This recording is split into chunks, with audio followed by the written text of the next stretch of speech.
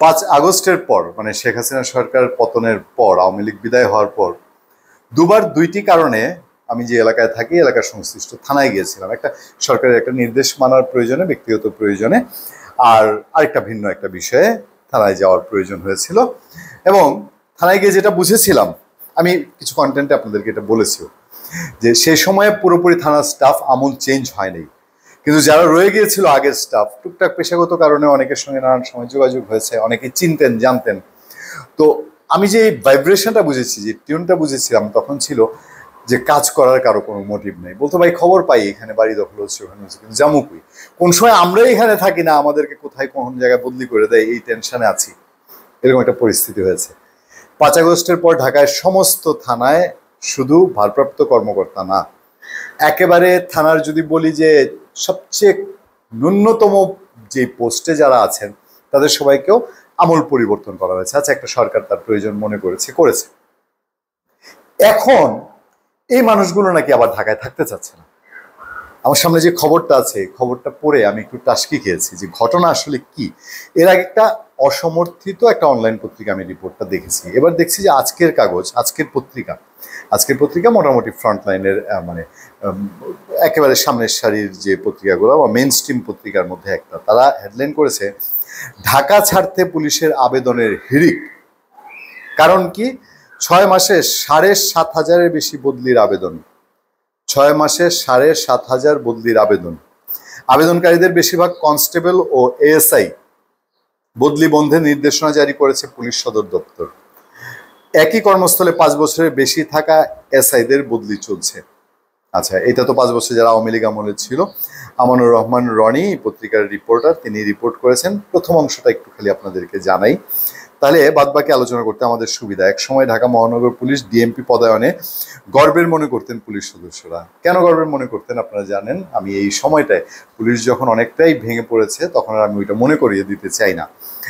তাই ডিএমপিতে বদলি হতে চেষ্টা, তদবির, চিঠি, সুপারিশের অন্ত ছিল না। অথচ এখন ডিএমপিতে কর্মরত পুলিশের অনেক অধস্তন সদস্য ঢাকার বাইরে বদলি হতে চাইছেন। পুলিশ সদর দপ্তর ডিএমপি থেকে ঢাকার বাইরে বদলির চেয়ে 7,500-এর বেশি আবেদন জমা পড়েছে। এবার সংশ্লিষ্ট সূত্রগুলোর বরাত দিয়ে বলা হচ্ছে, বদলির আবেদনকারী সদস্যদের মধ্যে আছেন কনস্টেবল, এসআই। এরা আবেদনের হিড়িক পুলিশ সদর দপ্তরে এই মুহূর্তে কনস্টেবল, এসআইদের বদলির সব আবেদন বাতিলের সিদ্ধান্ত নিয়েছে। সূত্র বলছে, গত বছর জুলাই আগস্টের বৈষম্যবিরোধী ছাত্র আন্দোলন, ছাত্র জনতার অভ্যুত্থান পরবর্তী ঘটনাবলী ডিএমপির অধস্তন পুলিশ সদস্যদের মানসিকভাবে ব্যাপক প্রভাব ফেলেছে। আন্দোলন চলাকালে এবং 5 আগস্টে আওয়ামী লীগ সরকার পতনের পর সারা দেশে সবচেয়ে বেশি পুলিশ স্থাপনায় হামলা হয় রাজধানীতে। কয়েকটি থানা সহ পুলিশের বিভিন্ন স্থাপনায় অগ্নিসংযোগ ঘটে। 5 আগস্টের পর পুলিশের তৎকালীন মহাপরিদর্শক সহ 54 জন ঊর্ধ্বতন কর্মকর্তাকে গ্রেফতার করা হয়েছে। 7 এপ্রিল শিক্ষা ভবনের সামনে বিলুপ্ত বিডিআরের চাকরিচ্যুত সদস্য পুনর্বহালের দাবিতে সড়ক আটকে রাখলে তাদের ছত্রভঙ্গ করতে লাঠিপেটা করে পুলিশ। তারা ছত্রভঙ্গ হয়ে যাওয়ার পর সেখানে দাঁড়িয়েছিলেন কয়েক কনস্টেবল।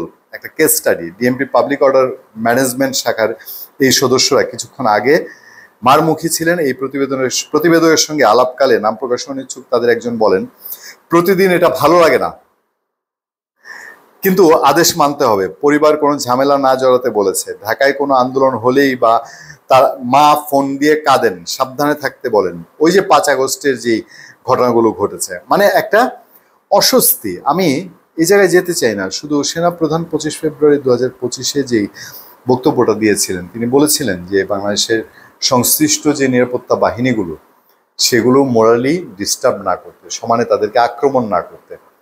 এখন এই যে দায়িত্বের যে বোঝা, এবং এই সরকারের সময়ে সরকারের অনেক কিছুই বাস্তবায়নের জন্যে, এবং সরকারের প্রতিপক্ষ আছে বেশ, এটা আওয়ামী লীগ বলি বা অন্য যারা বলি, তারা সরকার বলেন যে বিভিন্ন ষড়যন্ত্র চলছে। এই প্রেক্ষাপটে পুলিশের এই জায়গাটা নিশ্চয়ই চিন্তায় ফেলে মানুষকে। তবে একটা কথা না বললেই না, যদি সরকার রাজনৈতিক কোনো কারণে পুলিশকে ব্যবহার না করে, আমরা আমাদের জীবনের অভিজ্ঞতায় যা দেখেছি, বাংলাদেশের পুলিশ খুবই ক্যাপাবল। যদি শুধু রাজনৈতিক স্বার্থে ব্যবহার না হয়, তাহলে বাংলাদেশের পুলিশের পক্ষে এখনো বাংলাদেশের আইন শৃঙ্খলা পরিস্থিতি টোটালি একদম 100% নিয়ন্ত্রণে আনা সম্ভব। হ্যাঁ, সব জায়গায় তো খারাপ ভালো থাকে, এই পুলিশের মধ্যেও আছে, কিন্তু ম্যাক্সিমাম খারাপ এই কথাটা বাংলাদেশের মানুষ কেউই বলে না যে পুলিশের মধ্যে সব খারাপ বা ম্যাক্সিমাম খারাপ, এটা বলে না। দেখেন, স্বরাষ্ট্র উপদেষ্টাকে এই প্রশ্ন করা হয়েছিল যে পুলিশ মামলা নেয় না, জিডি নেয় না, এরকম একটা পরিস্থিতি, অভিযোগ নেয় না, ডাকলে যায় না। তো সেই সময় প্রধান উপদেষ্টা বিশেষ সহকারী তিনি বলছেন যে খোদাবক্স চৌধুরী তিনি বললেন যে এটা এই অভিযোগ সবসময় ছিল। তো সবসময় থাকাটা বলে তো আর দায় এড়ানোর কোনো সুযোগ নেই।